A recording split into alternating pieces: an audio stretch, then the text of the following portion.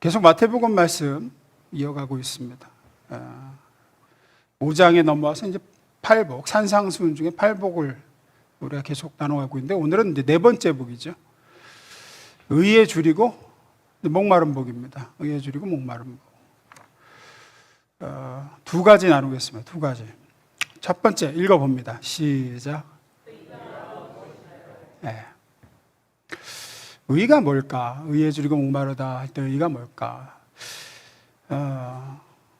이 팔복을 시작하기 전, 팔복의 말씀, 그러니까 산상수훈 말씀을 시작할 때 그 시작이 이렇죠. 장면이 5장 1절입니다. 예수께서 무리를 보시고 산에 올라가 앉으시니 제 아들이 나온지라, 이렇게 시작을 해요. 그 다음에 심령이 가난한 자는 복이 있나니, 이렇게 나가시죠. 무리를 보시고, 그러니까 수많은 무리가 예수님을 따라다녔습니다.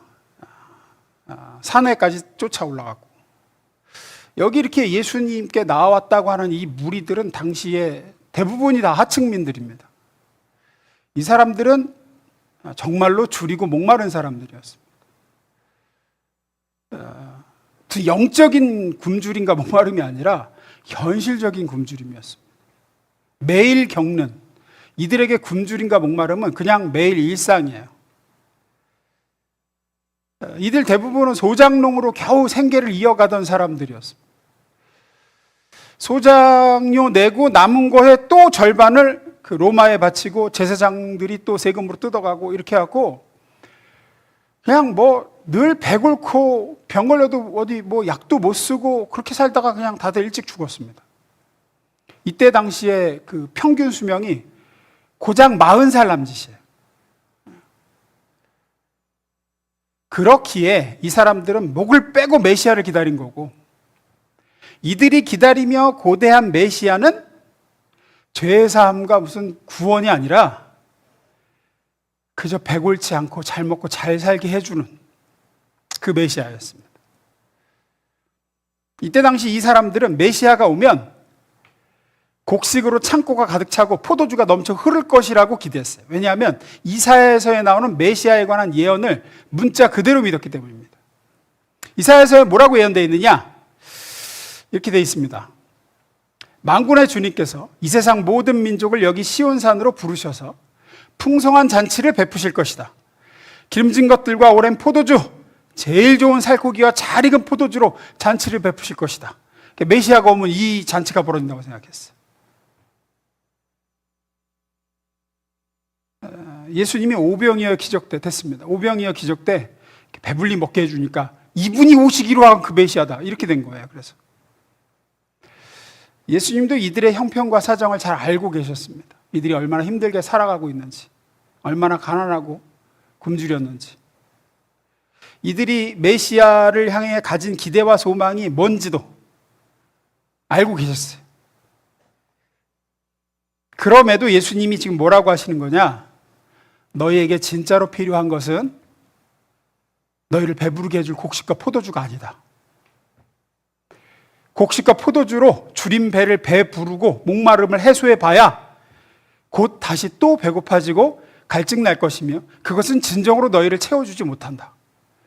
너에게 진짜 필요한 것, 너희가 참으로 목말라야 해야 하고 줄여야 할 것은 이 땅의 양식과 음료가 아니라 바로 하나님의 의다. 의다.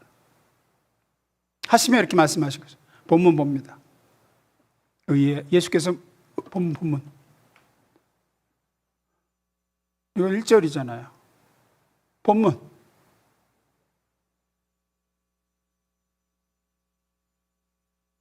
오 5장 6절. 의에 줄이고 목마른 자는 복이 있나니. 이거 1절이잖아요. 네.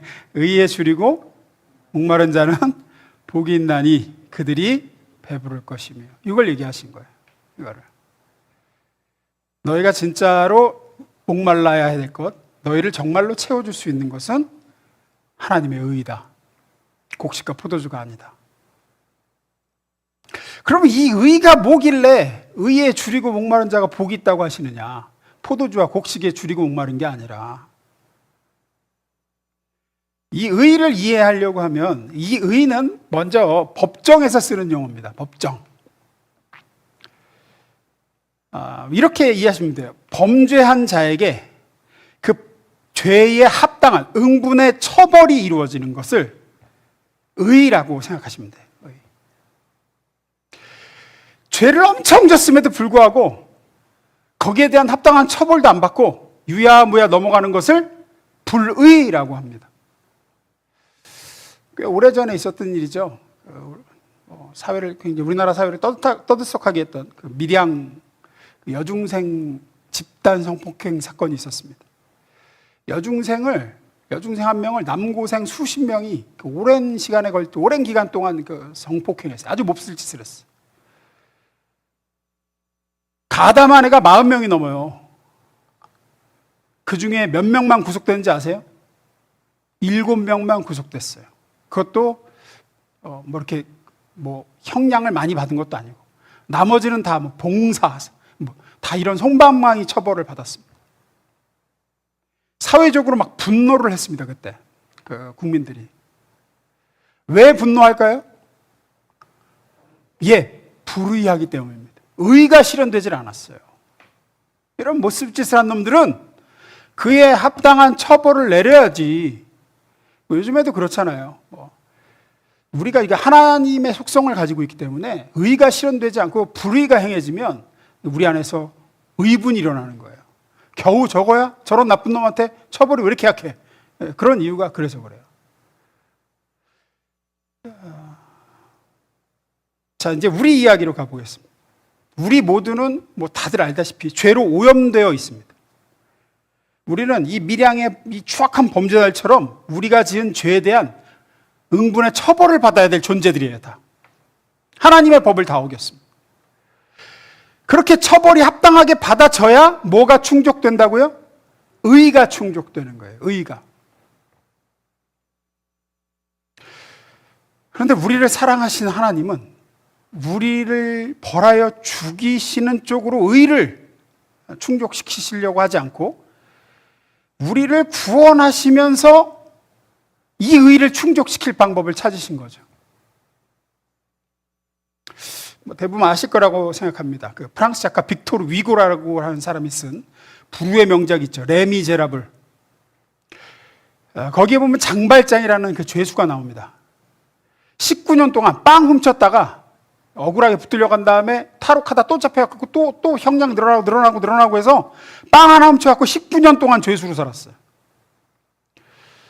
석방돼서 나와가지고 이제 성당을 찾아가죠. 성당을. 거기서 미리엘 주교라는 사람의 호의를 입고 식사 대접을 받습니다. 처음으로 따뜻한 대접을 받아봐요. 그리고 거기서 하룻밤을 묵습니다. 주교 집에서. 그날 밤 어떡하죠? 그 식기, 은으로 된 식기하고 은으로 된 접시를 훔쳐가지고 도망칩니다. 자기한테 은혜를 베푼 사람한테. 아주 매우 배은망덕하게. 그러다가 경찰 앞에 붙들립니다. 너 이거 어디서 났어? 대답을 못해. 이거 주교님 거 같은데? 붙잡혀와요. 이놈이 주교님 은식기하고 은접시 훔쳐갖고 도망치는 거 우리가 잡아왔습니다. 그래요. 주교가 그러죠. 장발장 형제, 왜 제가 드린 은초 때는 안 가져갔습니까? 그래요. 그 얘기를 들은 경찰들이 어리둥절합니다. 장발장 이놈이 훔쳤다는 걸 분명히 알고 있는데 주교가 이렇게 말해버리니까 할 말이 없어요. 질문 드립니다. 이 미리엘 주교 집에서 은식기와 은접시를 훔친 게 분명한 장발장이 이제는 주교가 준 은초 때까지 챙겨가지고 가 그냥. 이 장발장을 경찰이 다시 체포할 수 있습니까? 없습니까? 없습니다. 절대 못 잡죠. 왜냐하면 행위로는 분명히 은식기와 은쟁반을 훔쳤지만, 분명히 절도를 했지만, 죄를 졌어요. 하지만 법적으로는 훔친 게 아니게 되어버렸기 때문입니다. 하나님께서 우리를 위해서 마련하는 의가 바로 이런 형태의 의였어요. 분명히 죄는 있는데, 분명히 죄를 졌는데 법적으로는 죄가 없는 상태. 그래서 처벌할 수 없는 상태. 하나님은 그 일을 어떻게 이루셨습니까? 우리가 다 알다시피 하나님의 아들, 죄가 전혀 없으신 그리스도 예수에게 우리가 저지른 죄의 책임을 물어 처형하시는 방법으로 하나님은 의를 충족시키셨어요. 우리들은 분명히 죄인이지만 하나님이 마련하신 죄사함의 방법, 그리스도 십자가의 죽음으로 인해 하나님의 심판대 앞에서 심판받지 않아도 되는, 분명히 죄가 있는데 체포할 수도 처벌할 수도 없는 그런 특권을 가지게 된 거죠. 그러면 왜 하나님은 자기 하나뿐인 아들을 십자가에 매달아 못 박아 죽이면서까지 이런 의의를 우리에게 주셨는가? 이유는 단 하나입니다. 성경은 이렇게 얘기합니다. 하나님이 우리를 이처럼 사랑하셨기 때문입니다. 얼마나 사랑하셨을까? 그림 하나 보겠습니다. 한스 홀바인이라는 사람이 그린 유명한 그림이에요. 무덤 속의 그리스도라는 제목의 그림. 무덤 속의 그리스도. 잠깐 띄워주세요. 이 그림이에요. 무덤 속의 그리스도. 이 그림이 굉장히 당시에 16세기에 그린, 굉장히 오래전에 그린 그림이에요. 1700년대에 그린 그림인데 이 그림이 당시에 굉장히 충격으로 다가왔습니다. 왜냐하면 예수님을 저렇게 그려놨기 때문에. 손을 한번 볼까요? 손을 이렇게 다 일그러져 있어요. 더 충격적인 건 이제 얼굴이죠. 예수님의 얼굴을 이렇게 표현했습니다. 죽어 무덤에 누인 그리스도. 왜냐하면 이때 당시에 이 르네상스 시대에는 거의 모든 화가들이 십자가에 달리신 예수님을 그릴 때 예수님의 얼굴을 굉장히 장엄하고 몸도 다비드상 아시죠? 그런 것처럼 아주 매끈하고 그렇게 그렸어요. 대표적인 게 칼 하이니의 그림입니다. 이렇게 그렸어요. 예수님 몸이 너무 좋아. 얼굴도 빛나. 죽어 계셨는데 다 이루었다고 쓰러졌는데 대부분의 성화가 이래요. 근데 이것과는 반대로 홀바인이 그린 예수님의 얼굴은 굉장히 비참하고 사실적이에요. 다시. 네. 홀바인이 왜 이렇게 그렸느냐? 사람들이 질문했습니다. 도대체 저 아름다우신 예수님 얼굴을 왜 저렇게 저 따위로 그려놨느냐? 홀바인이 이렇게 얘기했습니다. 우리의 죄의 결과가, 우리가 죄 지은 결과는 하나님의 진노와 형벌이다. 하나님은 죄인을 철저히 저주하시고 철저히 처벌하시고 하나님과 완전히 단절된 저주와 죽음과 형벌로 내모신다. 그렇게 하나님의 진노와 형벌을 받은 죄인의 모습은 분명히 비참하고 분명히 차마 볼 수 없을 만큼 몰골이 아름다울 수가 없다. 예수님은 십자가에서 우리 대신 죄가 되셨다. 그리고 그 몸으로 하나님의 진노와 저주와 형벌을 받으셨다. 그렇게 죽어 무덤에 누인 그리스도 얼굴이 어떻게 아름다울 수 있겠는가? 당연히 비참하다. 참혹할 것이다. 그래서 나는 그리스도의 얼굴을 이렇게 그렸다. 눈도 반쯤 떠 있고 고통으로 일그러진 손과 발과 얼굴. 성경은 죄의 싹은 사망이요 그러죠. 죄값으로 죽음을 맞은 인간은 절대로 근엄하지도 장엄하지도 않습니다. 어떻게 우리의 죄악을 짊어지고 하나님의 진노를 받아 십자가에서 처형당하신 예수님의 표정이 얼굴이 장엄할 수 있겠나? 성경은 이렇게 얘기합니다. 고린도후서 5장 21절. 제가 자주 보는 구절이죠. 읽어봅니다. 시작.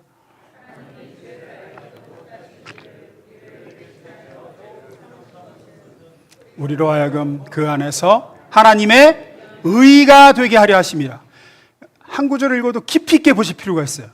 하나님이 죄를 알지도 못하신 이를 우리를 대신하여 죄로 십자가에서 삼으신 것은 우리로 하여금 그 안에서 하나님의 뭐가? 의가 되게 하려 하심이라.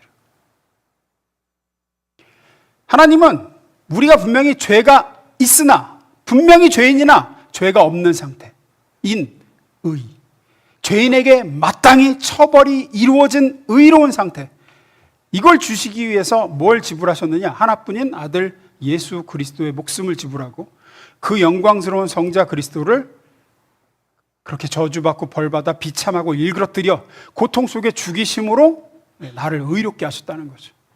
의를 충족시키셨습니다. 이것이 하나님이 우리에게 주신 의입니다. 두 번째, 읽습니다. 시작.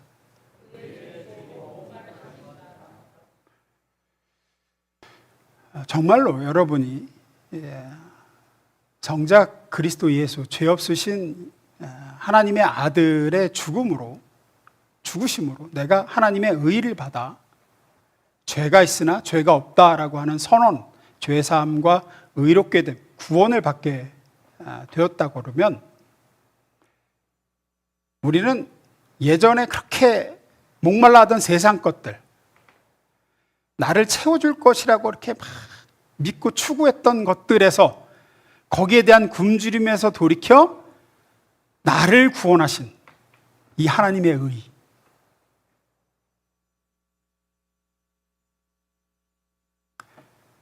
나를 구원하신 하나님의 의, 그분의 은혜, 그분의 사랑에 목말라 합니다. 세상 것이 아니라 예전에 추구했던 것에서 돌이켜서. 여러분, 진짜로 이 의를 믿음으로 받아 구원받은 하나님의 백성이라고 하면 이 의에 대한 굶주림과 목마름, 이 추구, 이 갈망, 사모함은 우리 속에서 계속 일어납니다. 하나님의 의, 하나님의 영광, 그분의 은혜를 알고 맛보면 맛볼수록 더 알고 싶고 더 맛보고 싶고 더 갈망합니다. 아, 이게 나를 구원하신 하나님의 의구나. 십자가에서 드러난 하나님의 의구나. 아, 이제 내가 알았다. 됐다. 이제 다음 거, 다른 거. 이렇게 안 돼요. 성경 인물들을 예로 볼게요. 모세를 먼저 봅니다. 모세는 40년간 광야 생활을 하고 있을 때 하나님께서 그를 부르시죠. 그는 불타는 떨기나무 가운데서 하나님을 뵙니다. 하나님의 영광을 봅니다. 그 다음에 그는 이스라엘 백성들을 이끌어내려고 애굽으로 돌아갔을 때 10가지 재앙 속에서 하나님의 영광을 봅니다. 특히 마지막 어린 양의 피로 장자의 죽음을 유월하는 거기서 벗어나는 그 영광도 보고, 홍해가 갈라지는 모습 속에서 하나님의 영광을 보고, 모세의 어떻게 보면 그 인생 속에서 훗날 40년은 하나님의 영광의 연속이에요. 광야 큰 불기둥, 구름기둥의 인도를 받는 가운데 하늘에서 내리는 만나와 반석에서 터진 생수를 먹으며 하나님의 영광을 그는 봤습니다. 성막이 다 지어지고 완성되었을 때는 성막 안으로 들어갈 수 없을 정도로 가득한 하나님의 영광을 봤습니다. 그런 모세가 하나님께 간절히 구한 게 하나 있습니다. 그게 뭘 것 같으세요? 출애굽기 33장 18절입니다. 모세가 이르되 원하건대 주의 영광을 내게 보이소서. 이게 모세가 하나님 앞에 간절히 구한 거였어요. 우리 생각에 그만하면 충분하지, 뭐 많이 봤잖아, 뭔 영광을 또 보여달래. 하지만 모세는 더욱더 하나님의 영광에 목말라 합니다. 주여 주의 영광을 내게 보이소서. 이게 구원받은 그 나라 백성 하나님의 자녀의 모습이에요. 언제나 더 하나님 뵙기를 바랍니다. 하나님을 뵌 사람은 뵌 만큼 더 뵙기를 바랍니다.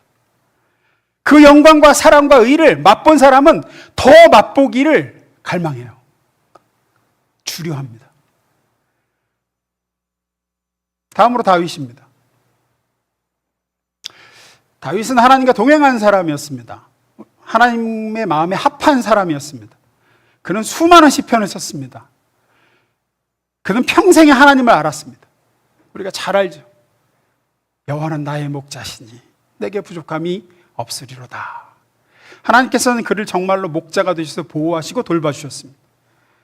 다윗에게는 하나님의 기쁨이 곧 자기 기쁨이고 하나님의 아픔이 자기 아픔이었어요. 그만큼 가까웠던 사람이에요. 다윗의 시에 그게 절절하게 담겨 있습니다. 그런데 이런 사람이 시편 63편에서 이렇게 고백하죠. 하나님이여 주는 나의 하나님이시라. 내가 간절히 주를 찾되 물이 없어 마르고 황폐한 땅에서 내 영혼이 주를 갈망하며 내 육체가 주를 앙모하나이다.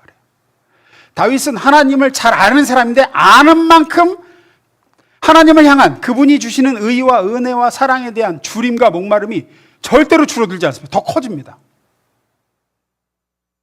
내가 주님 뵙고자 해서 내 영혼이 주를 갈망하고 내 육체가 주를 앙모합니다. 내가 간절히 주를 찾습니다. 그래요. 그렇게 자주 뵙고 그렇게 동행하면서 뭘 그렇게, 아니요, 동행하면 할수록 더 그렇게 됩니다. 마지막으로 사도 바울입니다. 사도 바울은 일생을 볼 때 크게 주님을 3번 만납니다. 첫 번째는 그 다메섹 도상에서 만나죠. 예수님이 아직 모를 때 거기서 사울아 사울아 어째 네가 나를 핍박하느냐, 그때 예수를 만납니다. 두 번째는 고린도에서 전도를 하고 하는데 고린도에서 전도가 안 되는 거예요. 아유, 고린도 선교는 접고 다른 데로 가자 할 때에 밤에 나타나시죠. 잠깐 볼까요? 밤에 주께서 환상 가운데 바울에게 말씀하시되 두려워하지 말며 침묵하지 말고 말하라. 내가 너와 함께 있음에 어떤 사람도 너를 대적하여 해롭게 할 자가 없을 것이니 이는 이 성 중에 내 백성이 많음이라. 바울은 이렇게 하나님을 체험합니다. 아, 하나님의 택한 백성이 있는 거구나, 이런 것들을 깨닫죠. 그리고 이런 깨달음, 하나님의 주권과 택하심과 이런 것에 대해서 이제 로마서에 다 써나가죠. 세 번째 하나님을 뵐 때는 아예 몸을 떠나서 입신해서 그의 영이 천국으로 이끌려 올라가 도저히 말로 표현할 수 없는 것들을 봅니다. 이런 영적 체험과 깨달음을 바탕으로 바울은 인간을 구원하시는 하나님의 그 복음에 대해서 성경을 다 굉장히 많은 성경을 기록하죠. 바울 사도는 이미 하나님이 누구신지, 그분의 의가 무엇인지, 우리를 구원하시는 하나님의 그 그리스도의 복된 소식이 뭔지 누구보다 빠삭하게 알고 있던 사람이에요. 그런데 바울이 뭐라고 고백합니까? 빌립보서로 가봅니다. 그러나 무엇이든지 내게 유익하던 것을 내가 그리스도를 위하여 다 해로 여길 뿐더러 또한 모든 것을 해로 여기면 내 주 그리스도 예수를 아는 지식이 가장 고상하기 때문이라. 내가 그를 위하여 모든 것을 잃어버리고 배설물로 여기면 그리스도를 얻고 그 안에서 발견되려 함이니 내가 가진 의의는 율법에서 난 것이 아니요 오직 그리스도를 믿는 믿음으로 말미암은 것이니 곧 믿음으로 하나님께로부터 난 의라. 그래요. 그렇게 많이 배웠고 예수님에 대해서 남을 가르칠 만큼 로마서, 에베소, 갈라디아서, 고린도서 성경을 그렇게 쓸 만큼 하나님의 의에 대해서 잘 알고 있었던 바울이, 누구보다 잘 알던 바울이 뭐라 그래요? 내 소원은 그리스도를, 하나님께로부터 난 의인 그리스도를 더욱 알기 원한다. 하나님의 의에 대한 목마름과 굶주림이 얼마나 큰지 다 잃어버려도 괜찮대요. 다 잃어버려도 괜찮다. 나를 구원하신 하나님의 의 빼고는 다 똥이다 그래요. 배설물같이 여긴다. 내 소원 한 가지는 다만 하나님은, 다만 그리스도를, 그 의를 더욱 알기를, 내가 그것을 더 얻기를, 더 깨닫기를 원할 뿐이다. 여러분은 어떠십니까? 여러분은 하나님에 대한, 여러분을 구원하신 이 사랑과 하나님의 의, 그리스도에 대한 목마름과 배고픔이 있으십니까? 모세처럼, 다윗처럼, 바울처럼 여러분이 맛봤다 그러면, 여러분이 그 의를 안다고 하면 더 사모하게 되고 더 목마르고 더 배고파집니다. 끊임없이 하나님을 향해 추구합니다. 다른 거 다 내던져도 좋습니다. 하나님만 더 알기를 원합니다. 주께 더 가까이 가기를 원하고 날 구속하신 그 사랑과 의를 내가 조금이라도 더 한 번 더 듣고 배우기를 원합니다. 이러한 의에 대한 목마름과 굶주림이 없다고 하면 여러분이 정말로 이 의를 받아 구원받은 하나님의 자녀인지 생각해 보셔야 됩니다. 여러분이 정말 이걸 맛본 사람인지 의심해 봐야 돼요. 맛본 사람은 그럴 수가 없어요. 의에 줄이고 목말라집니다. 그게 정상입니다. 점점 더 합니다. 많이 맛볼수록, 많이 알수록 더 많이 목마릅니다. 더 많이 알고 싶습니다. 들을 때마다 좋습니다. 찬송가의 뜻, 주 예수 크신 사랑 늘 말해 주시오. 평생에 듣던 말씀 또 들려. 평생 들었는데 뭘 또 들어? 그게 하나님의 의에 대한 주림과 목마름이에요. 이 복스러운 말씀 또 들려주시오. 내가 죽는 그 순간까지. 존 파이퍼 목사님이라고 굉장히 제가 좋아하는 목사님인데, 이분이 이래요.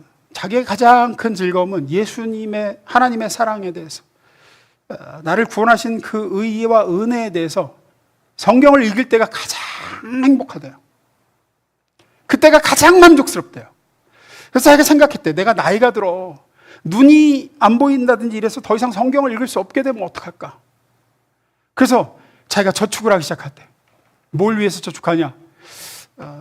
내가 더 이상 성경을 읽을 기력도 없고 눈이 안 좋아지면 성경 읽어주는 사람을 사야 되겠다. 그래서 내 옆에서 내가 숨이 끊어지는 그 순간까지 성경을 읽어달라고 해야 되겠다. 날 대속하신 그 사랑이 얼마나 큰지 내가 죽는 그 순간까지 듣기를 원한다. 이렇게 됩니다.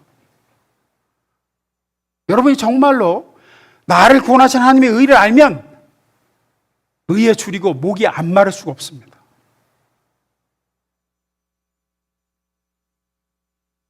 나의 기쁨, 나의 소망 되시며 나의 생명이 되신 주 밤낮 불러서 찬송을 드려도 늘 아쉬울 뿐이에요. 아쉬운 마음뿐이에요. 더 주님 더. 예수님은 그런 자가 복이 있다고 하시는 거예요. 어떤 복? 다시 보면 봅니다. 의에 줄이고 목마른 자는 복이 있나니 그들이 배부를 것이며 참된 만족이 있을 거라고 하십니다.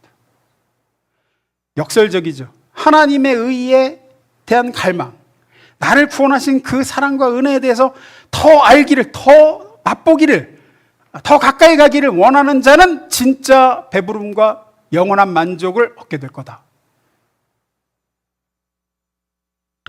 인간은 누구나 예외 없이 나를 진정으로 행복하게 해주고 나를 끊임없이 만족시켜줄 수 있는 무언가를 계속 찾아 헤맵니다. 사람마다 다 달라요. 추구하는 게. 그래서 다 사람들이 어느 것 하나에 다 미쳐서 살아요. 그거 얻으려고 살다가 늙어 죽어. 계속 그렇게 살아요. 이거 얻으면 또 시득을 해가지고 다른 거 없나? 이거는 채워줄 줄 알았는데 아니네. 그러다가 또 다른 거 찾다. 그러다가 이제 점점 노쇠해지고 늙어 죽습니다. 세상에 진짜로 사람을 만족시키고 행복하게 해줄 건 없습니다. 왜냐하면 인간에게 있는 본질적인 갈망은 하나님만이 채워주실 수 있어요. 그 의에 대한 줄임이고 목마름이에요. 세상 것으로 채워질 수 있는 게 그런 이유가 아닙니다. 근원적인 갈망이 있기 때문에 그래요. 예를 들어서 지금 내가 굉장히 짜장면이나 치킨이 먹고 싶다고 가정을 해보겠습니다. 짜장면을 하고 치킨이 엄청 먹고 싶어. 그러면 내가 짜장면이 결핍돼서 먹고 싶고 치킨이 결핍돼서 치킨이 먹고 싶은 걸까요? 아닙니다. 아니에요. 근본적인 원인은 어디 있어요? 배가 고프다는 데 있어요. 내 배가 고프기 때문에 짜장면도 먹고 싶고 치킨도 먹고 싶은 거지. 내가 짜장면이 결핍돼서 짜장면이 내 몸에 있어서 꼭 필요한데 그게 딱 채워지지 못해서 그걸 갈망하는 게 아니라고요. 근본적으로 배고픔이 있기 때문이에요. 바꿔 말해서 내가 만약에 지금 배가 고프지 않으면 내가 배가 부르면 짜장면도 안 내키고 치킨도 관심 없어집니다. 이것저것 먹고 싶은 가장 근본적인 원인은 배고픔에 있어요. 배가 고프니까 짜장면도 찾고 치킨도 땡기고 하는 거지, 배가 부른 사람은 뭐 짜장면이고 치킨이고 뭐고 간에 그보다 훨씬 좋은 음식도 쳐다도 보기 싫어져요. 별로 관심이 없어요. 배가 고프기 때문이에요. 배가 고프기 때문에 뭐라도 채우려고 듭니다. 음식을 먹으면 배가 차죠. 그러면 일시적으로 배고픔이 사라집니다. 하지만 완전히 사라진 건 아니죠. 먹을 음식이 다 소화되고 배가 꺼질 때쯤 되면 다시 또 뭔가가 먹고 싶어집니다. 왜냐하면 배가 일시적으로 채워진 거지 배고픔이라는 근원적인 문제가 사라진 건 아니에요.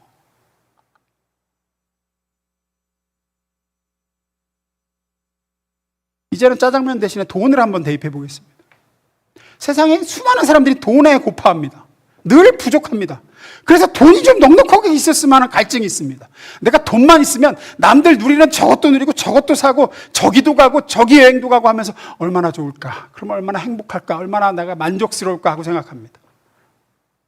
지금 자기에게 돈이 결핍되어 있기 때문에 삶의 만족이 행복이 없는 것처럼 느끼죠. 하지만 아니라는 거예요. 근본적인 원인은 내가 돈이 결핍되어 있어서가 문제가 아니에요.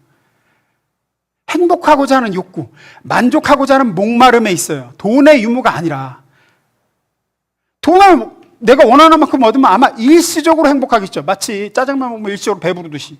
하지만 곧 다시 만족스럽지 않아질 겁니다. 다른 무엇도 마찬가지입니다. 성공해서 인정받고 잘 나가서 남들의 부러움 받고 뭐 지금보다 젊고 건강해지고 뭐 더 이상 그러면 소원이 없겠다. 아이고 내 자식만 잘 되면 내가 너무 행복하겠다. 그래서 이런 게 없어서 내가 지금 만족이 없다고 행복하지 않다고 느낍니다. 하지만 근본적인 원인은 거기 있는 게 아닙니다. 짜장면이 먹고 싶을 때 그 근본 원인이 배고픔이라는 것 자체에 있었던 것처럼 우리가 돈에 굶주리고 성공에 목말라고 이것저것이 있었으면 좋겠다라고 생각하는 그 근본 원인은 따로 있어요. 행복하고 싶고 만족하고 싶고 하는 이 목마름은 따로 있다고요. 바로 하나님만이 채울 수 있는. 죄인인 우리에게 내가 내 아들을 죽여 너의 죄를 다 사했으니 너는 이제 의롭다. 내가 너를 사랑한다. 너는 내 사랑하는 아들이고 딸이다. 라고 하시는 그 하나님의 의와 은혜와 사랑만이 채울 수 있는 그 굶주림이에요. 돈이나 여행이나 세상의 좋은 것들로 나를 채워보려 하는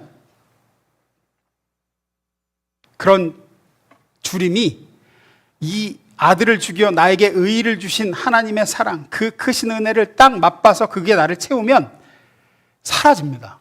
사라져요.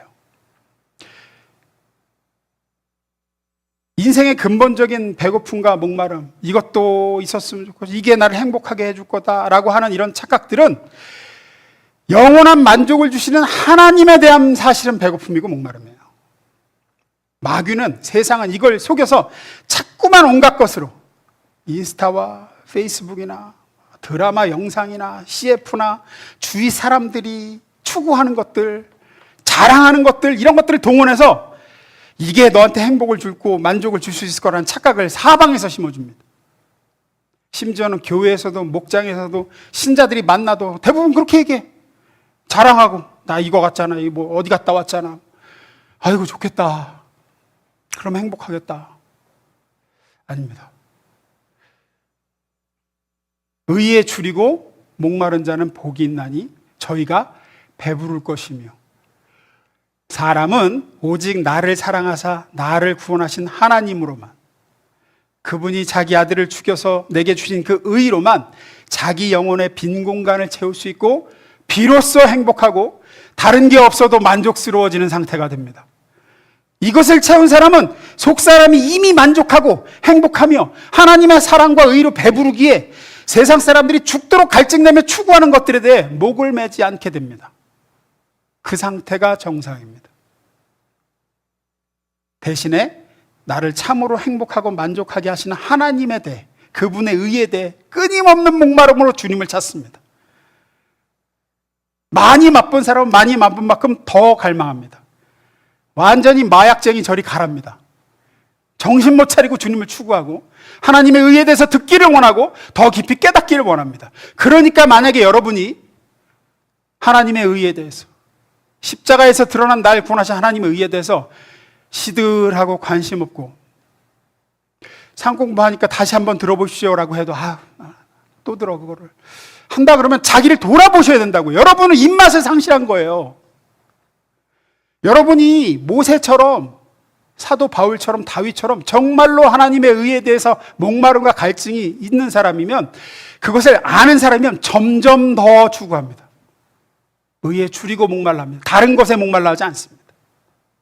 아이고 하나님 이 문제만 해결해 주시면 내가 좀 좋겠구만 하지 않습니다. 그거는 해결돼도 좋고 안 돼도 좋으니 주를 더 알기 원하고 주님께 더 가까이 가기 원하고 오늘도 주의 음성을 좀 듣기를 원하고 내가 기도할 때 주님의 그 평강을 맛보기를 원하고 날 구원하신 그 감격이 나를 가득 채우면 당장 딱 죽어도 좋으니까 그것만 바라게 돼요. 많은 신자들이 자신의 목마름의 진상을 보지 못한 채 뭔가 이것저것으로만 채워지면 목마름이 없어지고 만족할 거라고 착각합니다. 아닙니다. 우리의 문제는 돈도 성공도 뭐 외모의 아름다움도 쾌락도 무슨 원만한 가정, 화목한 가정, 괜찮은 사람, 인간관계도 아닙니다. 우리는 나를 의롭다 하시는 하나님에게 목마른 존재들입니다. 이 목마름이 채워지지 않기 때문에 우리는 항상 목마르다고 느낍니다. 마귀는 그 원인이 하나님이 없어서가 아니라 이런 여타의 것들이 없기 때문이라고 끊임없이 착각하게 만드는 데 있습니다. 성경은 분명하게 얘기합니다. 이거 읽고 마치겠습니다. 예레미야 2장 19절입니다. 읽습니다. 시작.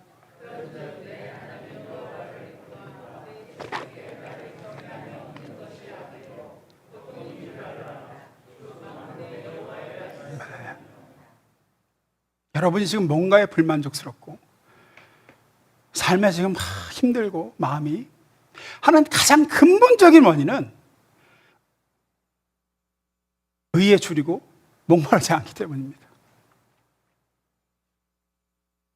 정말로 추구해야 될 것, 정말로 목말라야 할 것에 오늘 목마르시기를, 하나님 내가 다른 거 다 없어도 이 시간 주님으로, 주님의 음성으로 나를 구원하신 그 사랑과 의로 내가 다시 체험받기를 원합니다 하셔서 참된 배부름이 있으시기를 주의 이름으로 축원합니다. 기도하겠습니다.